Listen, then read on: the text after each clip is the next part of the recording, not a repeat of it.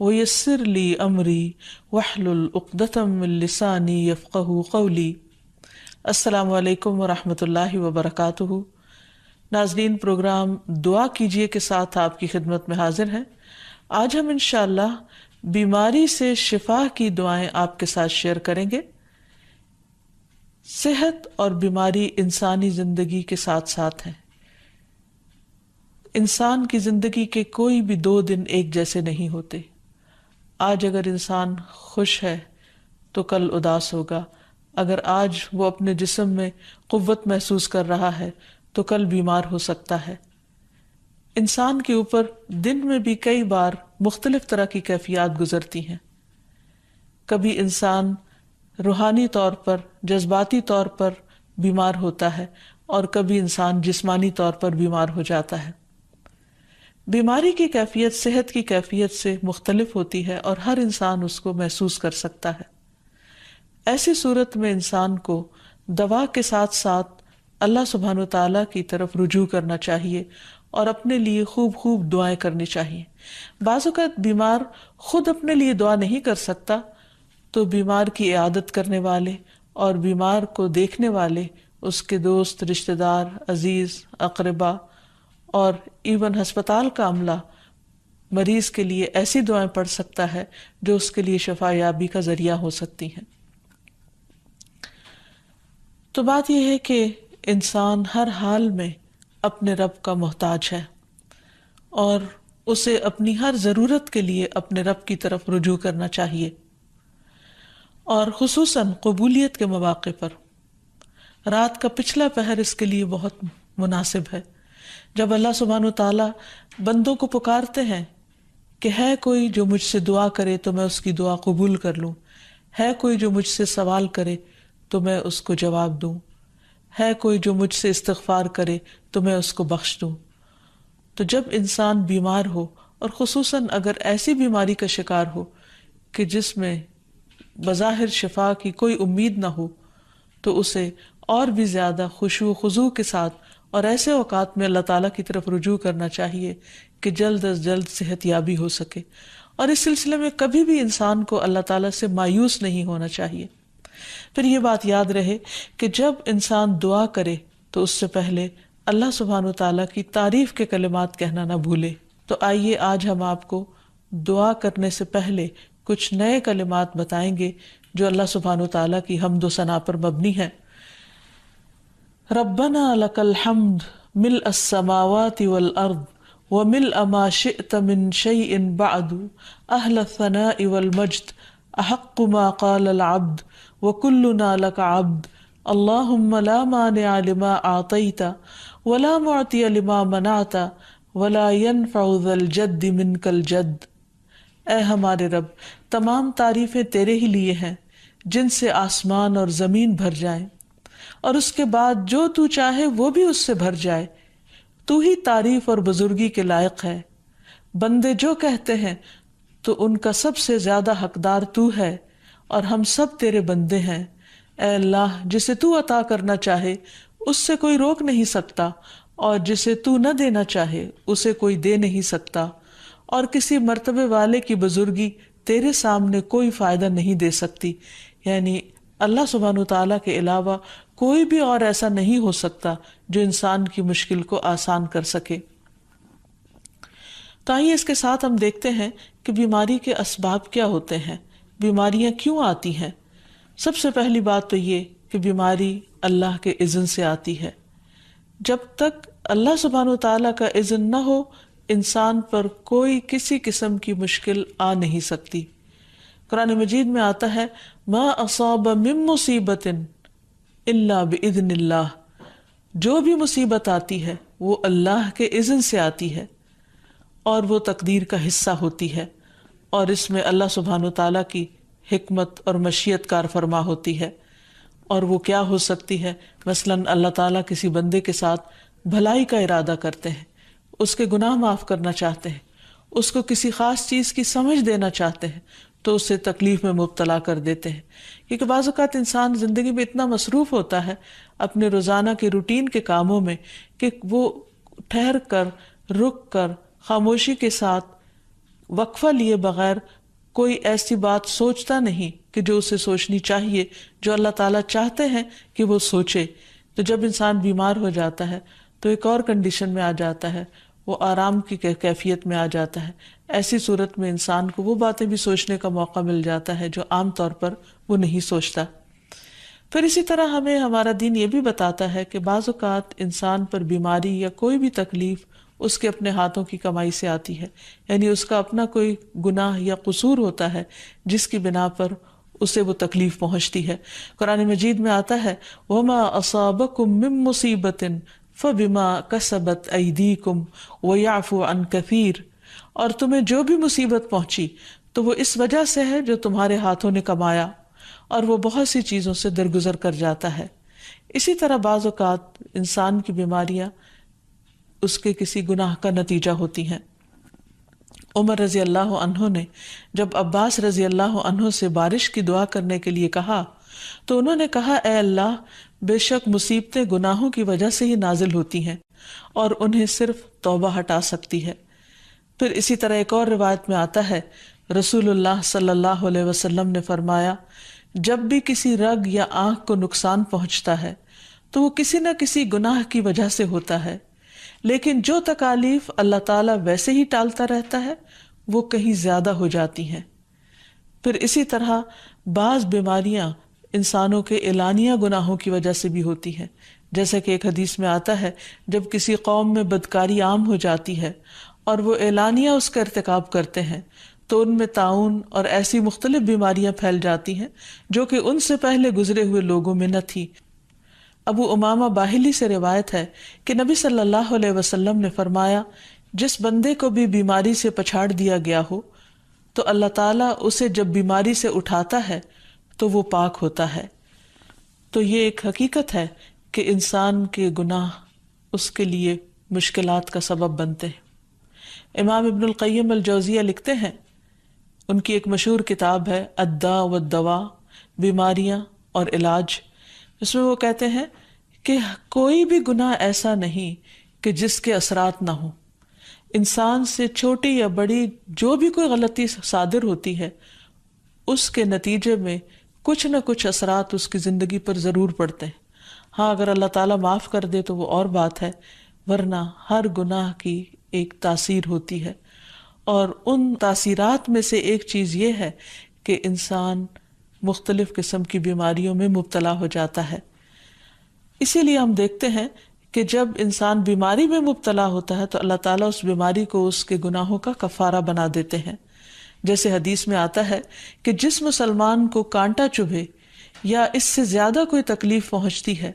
تو اللہ تعالیٰ اس کے ذریعے اس کے گناہوں کو اس طرح دور کر دیتا ہے جس طرح درخت سے اس کے پتے جھڑتے ہیں۔ تو اس سے ہمیں یہ پتہ چلتا ہے کہ بیماریوں کے آنے کے مختلف اسباب ہوتے ہیں۔ بیماری بہرحال جس بھی وجہ سے آئے، لیکن اصل چیز دیکھنے کی یہ ہے کہ مومن کا رویہ کیا ہے۔ مومن کو اگر کوئی کانٹا بھی چبھتا ہے تو وہ اس پر صبر کرتا ہے۔ اس لیے بیماری یا تکلیف کے آنے پر انسان کو اللہ سے راضی رہنا چاہیے، شکوہ نہیں کرنا چاہیے، کیونکہ جو اللہ سے راضی ہو جاتا ہے کسی آزمائش پر، اللہ تعالیٰ بھی اس سے راضی ہو جاتا ہے۔ پھر اسی طرح اللہ تعالیٰ کا شکر ادا کرنا چاہیے، کیونکہ بیماری اس سے زیادہ شدید بھی ہو سکتی تھی۔ لہٰذا انسان کو اللہ تعالیٰ جس حال میں رکھے انسان اس پر شکر گزار رہے۔ پھر یہ کہ انسان کسی بھی بیماری میں کسی بھی قسم کی ہو اور زندگی کے کسی بھی حصے میں ہو، اس میں مایوس نہ ہو، پر امید رہے کہ بیماری دور ہو جائے گی۔ پھر اسی طرح اگر بیماری طول پکڑ جائے تو انسان کو گھبرانا نہیں چاہیے، کیونکہ ہر گزرنے والا لمحہ انسان کے درجات میں اضافے کا سبب بنتا ہے اور اس کے گناہ مسلسل جھڑتے چلے جاتے ہیں حتیٰ کہ انسان بالکل پاک صاف ہو جاتا ہے۔ پھر اسی طرح انسان کو بیماری کی حالت میں دوسروں سے شکوے شکایات نہیں کرنی چاہیے، کیونکہ بیماری اللہ کے اذن سے آتی ہے، اور جب انسان ہر ایک کے آگے رونے لگتا ہے تو گویا وہ اللہ تعالیٰ کا شکوہ کر رہا ہوتا ہے، جو چیز اللہ تعالیٰ کو پسند نہیں۔ پھر اسی طرح منہ سے برے الفاظ نہیں نکالنے چاہیے، بیماریوں کو کوسنا نہیں چاہیے، اور پھر ایسے الفاظ نہیں ادا کرنے چاہیے کہ مجھے لگتا ہے کہ اس بیماری میں میری زندگی چلی جائے گی، یا یہ کہ کسی مریض کی عیادت کے لیے جا کر اس کو اس قسم کی بات نہیں کرنی چاہیے، خواہ کتنی ہی خطرناک بیماری کیوں نہ ہو، ہمیشہ اسے امید دلانے چاہیے، کیونکہ مایوسی کے الفاظ اور برے بھلے اور منفی قسم کی باتیں اللہ تعالیٰ کو پسند نہیں، اور انسان ویسے بھی جیسے سوچتا ہے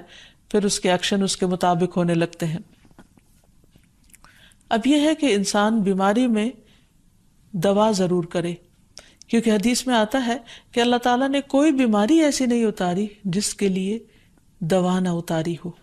ہاں، جسے معلوم ہو اسے معلوم ہوتا ہے، اور جسے نہیں معلوم ہوتا اسے نہیں معلوم ہوتا۔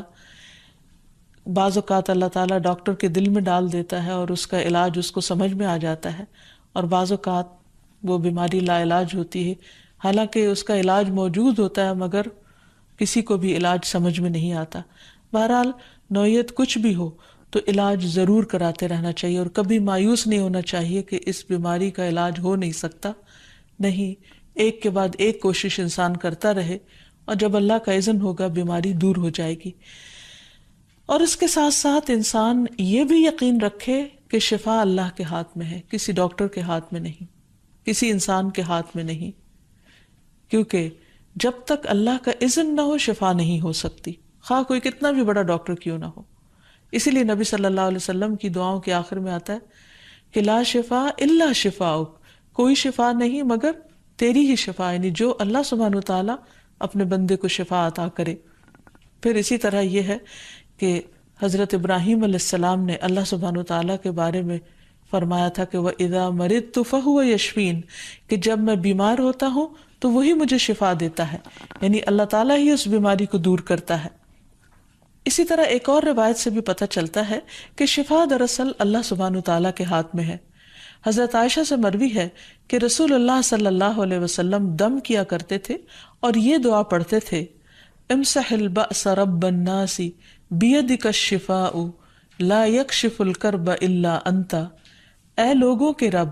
تکلیف کو دور کر دے، تیرے ہی ہاتھ میں شفا ہے، تیرے سوا اس کو دور کرنے والا اور کوئی بھی نہیں۔ پھر اسی طرح انسان جب کسی بیمار کی عیادت کے لیے جائے تو اس پر بھی دعا پڑھے اور اس کے لیے دعا کرے۔ رسول اللہ صلی اللہ علیہ وسلم نے فرمایا، جو مسلمان کسی ایسے بیمار کی عیادت کے لیے اس کے پاس آئے جس کی موت کا وقت قریب نہ آیا ہو اور 7 مرتبہ یہ پڑھے، اسأل اللہ العظیم رب العرش العظیم ان یشفی فلانا من وجعہ، میں اس عظمت والے اللہ سے سوال کرتا ہوں جو عرش عظیم کا رب ہے کہ فلاں کو اس کی تکلیف سے شفا عطا فرمائے، تو اللہ عز و جل اسے شفا عطا فرما دیتا ہے۔ اور پھر ہم دیکھتے ہیں کہ تمام انبیاء اپنی بیماریوں میں تکلیفوں میں اللہ تعالیٰ کو پکارتے تھے، جیسا کہ ایوب علیہ السلام کی دعا قرآن مجید میں آتی ہے، وَأَيُّوبَ إِذْ نَادَى رَبَّهُ أَنِّي مَسَّنِيَ الضُّرُّ وَأَنْتَ أَرْحَمُ الرَّاحِمِينَ فَاسْتَجَبْنَا لَهُ فَكَشَفْنَا مَا بِهِ مِنْ ضُرٍّ وَآتَيْنَاهُ أَهْلَهُ وَمِثْلَهُمْ معهم رحمة من عندنا وذكرى للعابدين۔ اور ایوب جب اس نے اپنے رب کو پکارا کہ بے شک مجھے تکلیف پہنچی ہے اور تو رحم کرنے والوں میں سب سے زیادہ رحم کرنے والا ہے، تو ہم نے اس کی دعا قبول کر لی، پس اسے جو بھی تکلیف تھی اسے دور کر دیا، اور اسے اس کے گھر والے اور ان کے ساتھ ان کی مثل اور عطا کر دیے اپنے پاس سے رحمت کے لیے اور ان لوگوں کی یاد دہانی کے لیے جو عبادت کرنے والے ہیں۔ اسی طرح رسول اللہ صلی اللہ علیہ وسلم نے ایک اور موقع پر ایک صحابی عثمان بن ابی عاص الثقفی کو ایک دعا سکھائی۔ جب وہ نبی صلی اللہ علیہ وسلم کے پاس حاضر ہوئے، وہ کہتے ہیں مجھے اتنی تکلیف تھی کہ قریب تھا کہ وہ مجھے ہلاک کر دیتی، تو نبی صلی اللہ علیہ وسلم نے مجھے فرمایا، اس درد کی جگہ پر اپنا دایاں ہاتھ رکھو اور 7 مرتبہ کہو بسم اللہ اعوذ بعزت اللہ وقدرتہ من شر ما اجد واحاذر، اللہ کے نام کے ساتھ میں پناہ مانگتا ہوں اللہ کی عزت کی اور اس کی قدرت کی اس شر سے جو میں محسوس کرتا ہوں، یعنی اس تکلیف سے بچنے کے لیے جو مجھے محسوس ہو رہی ہے اور جس سے میں خوف محسوس کرتا ہوں۔ عثمان کہتے ہیں کہ جب میں نے یہ پڑھا تو اللہ سبحانہ وتعالیٰ نے مجھے شفا عطا کر دی۔ پھر اسی طرح ہر بیماری سے شفا کی دعا نبی صلی اللہ علیہ وسلم نے سکھائی۔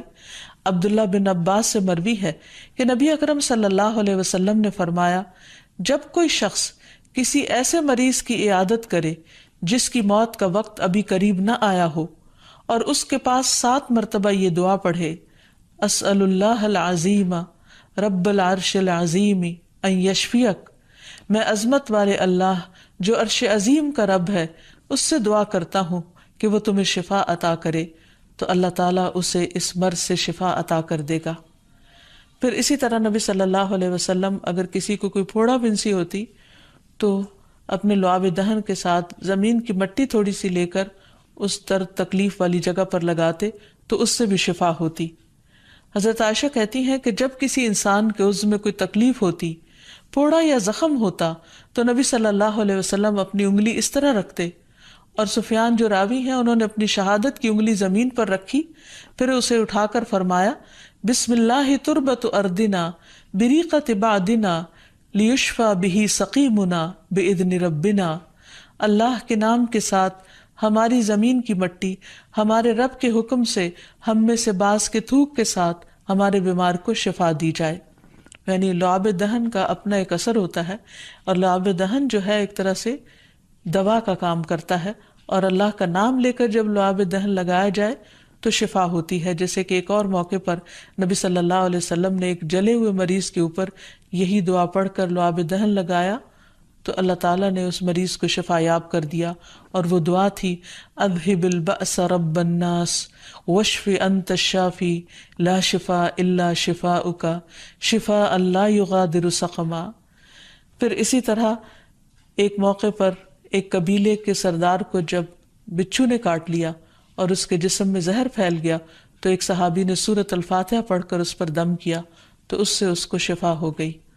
اور یہ بات جب نبی صلی اللہ علیہ وسلم کو بتائی گئی تو آپ اس پر خوش ہوئے۔ اور سورۃ فاتحہ سب لوگوں کو آتی ہے، اسی لیے اس کا نام سورۃ الشفا بھی ہے، کیونکہ یہ بیماری میں بطور علاج پڑھی جاتی ہے مریض پر، مریض خود بھی پڑھ سکتا ہے اور اس کے اٹینڈنٹس بھی اس پر پڑھ سکتے ہیں۔ حضرت علی رضی اللہ تعالیٰ عنہ کہتے ہیں کہ نبی صلی اللہ علیہ وسلم کو بچھو نے ڈس لیا اور آپ نماز پڑھ رہے تھے۔ جب آپ نماز سے فارغ ہوئے تو آپ نے فرمایا، اللہ تعالیٰ بچھو پر لعنت کرے، یہ نہ نمازی کو چھوڑتا ہے نہ کسی اور کو۔ پھر آپ نے پانی اور نمک منگوایا، آپ اس پر ملتے جا رہے تھے اور یہ صورتیں پڑھ رہے تھے، قل یا ایھا الکافرون وقل اعوذ برب الفلق اور قل اعوذ برب الناس، تو یہ بھی ایسے مواقع پر پڑھی جا سکتی ہیں۔ پھر اسی طرح یہ ہے کہ اگر کسی بھی دوا یا دعا سے مریض صحت یاب نہ ہو رہا ہو، اس کی تکلیف کم نہ ہو رہی ہو، تو بھی موت نہیں مانگنی چاہیے، کیونکہ مومن کے لیے زندگی ایک بہت بڑی نعمت ہے۔ وہ جس بھی حال میں گزرے، بہرحال وہ اسے آخرت کمانے کا ذریعہ بنا سکتا ہے۔ یعنی اگر وہ تکلیف میں اس کی زندگی گزر رہی ہے اور اس پر وہ صبر کر رہا ہے اور اللہ کو یاد کر رہا ہے تو اس کے بے پناہ درجات بلند ہونے کا ذریعہ ہے۔ یعنی یہ بیماری اس کے لیے بلندی درجات کا ذریعہ بن جاتی ہے۔ اس لیے کبھی بھی موت نہیں مانگنی چاہیے۔ ہاں اگر تکلیف حد سے بڑھ جائے تو انسان یہ دعا مانگ سکتا ہے، اللہم احینی ما کانت الحیات خیرا لی وتوفنی اذا کانت الوفات خیرا لی، اے اللہ جب تک میرے لیے زندگی بہتر ہو مجھے زندہ رکھ، اور جب میرے لیے وفات بہتر ہو تو مجھے وفات دے دے۔ تو اللہ تعالیٰ سے دعا ہے کہ اللہ تعالیٰ تمام بیماروں کو صحت اور شفا عطا فرمائے، اور ہمیں بیماری اور آزمائش کے موقع پر اپنی طرف رجوع کرنے کی توفیق دے، اور ہر طرح کے شرک اور ایسے کاموں سے بچائے جو اس کو ناراض کرنے والے ہیں۔